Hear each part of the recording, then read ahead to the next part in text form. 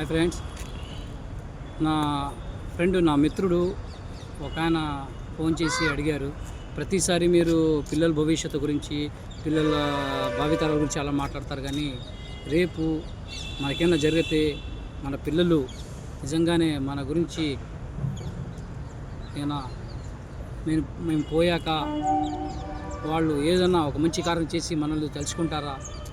ఒక్కసారి మీరు ఇటు ఏదైతే శ్మశాన వాటికి ఉంటుందో, కబ్రస్థానం ఉంటుందో, మేము పోయాక వాళ్ళు వస్తారా అనేది ఒక ప్రశ్న వేశారు. పిల్లలకి కూడా మన తల్లిదండ్రులు పోయిన వాళ్ళు అంటే పిల్లల యొక్క తాతయ్య, అమ్మమ్మ ఇలాంటి వాళ్ళు పోయినప్పుడు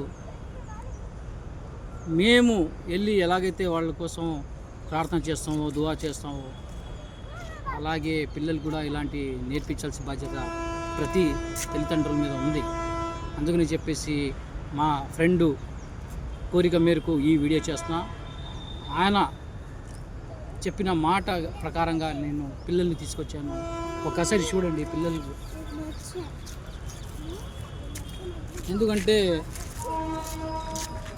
మనం పోయాక మన పిల్లలే ఇలాంటి కార్యక్రమాలు చేయాలంటే వాళ్ళకి నేర్పించాల్సిన బాధ్యత కూడా మనదే.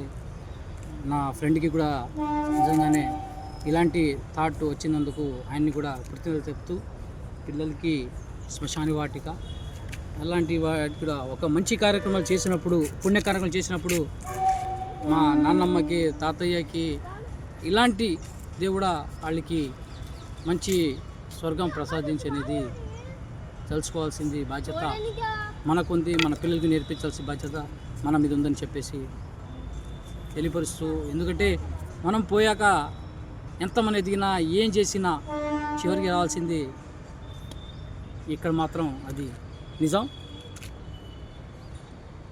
జై హింద్.